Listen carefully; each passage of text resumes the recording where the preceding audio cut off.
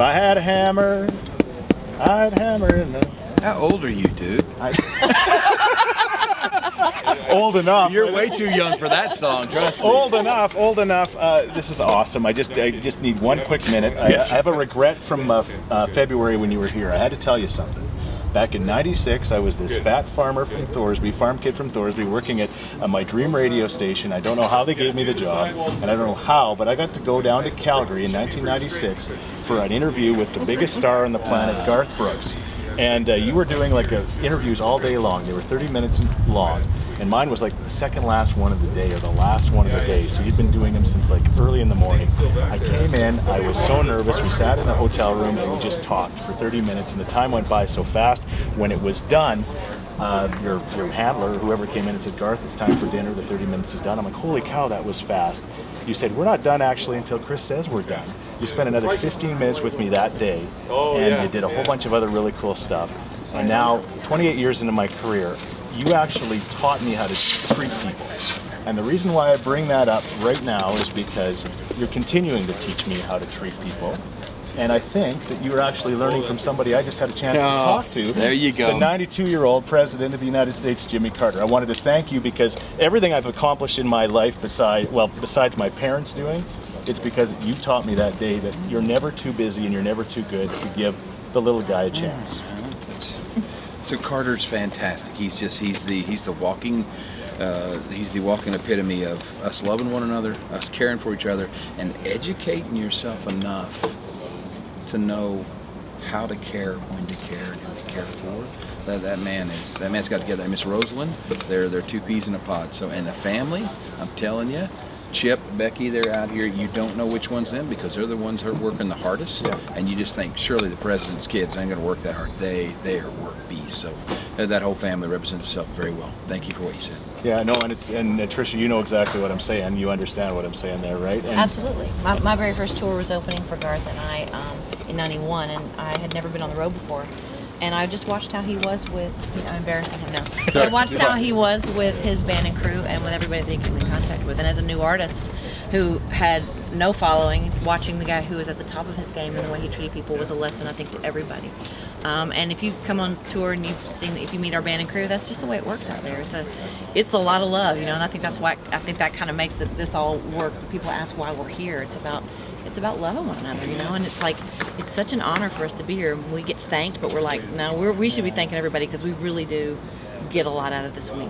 Yeah. What about the homeowners when you see them, right? When they're helping you build the house, and it's like Destiny that I saw on Monday. She says, I've got windows, I've got lights, I've got my own bedroom. I've never had that in my life, right? People like Garth Brooks and Trisha Yearwood and Chris Scheetz don't understand that, but we see it through their eyes, and it takes everything to a different level.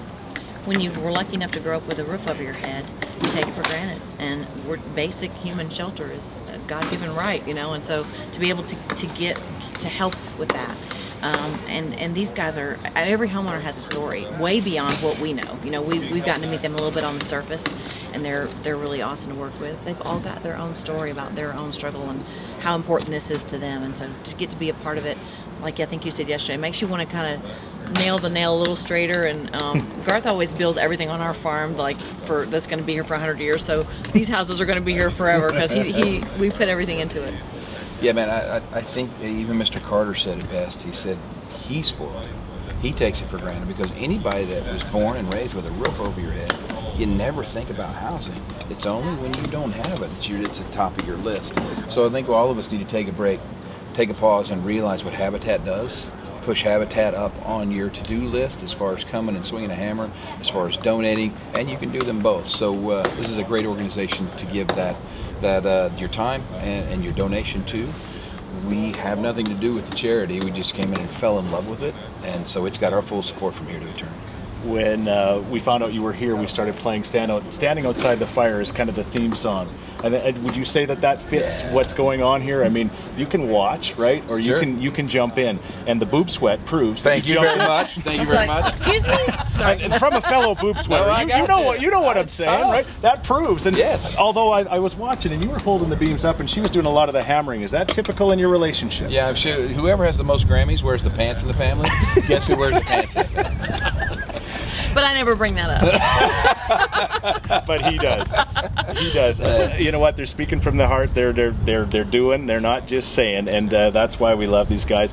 9 sold-out shows. You've got a banner at Rogers Place that got hung that says Garth Brooks. It's got the 9 shows on it, right? And it also has it's hung by Wayne Gretzky's got a banner there. You're one of your idols as far as athletics go. Very sweet. Now I'm going to ask you a question. That was an amazing run. But what are you going to leave appreciating more? Is it going to be just as appreciative knowing that you put some nails in that house and changed somebody's life? I think for me it's the same feeling. It's all about love. And if you were at any one of those 9 shows, that was a love fest right there.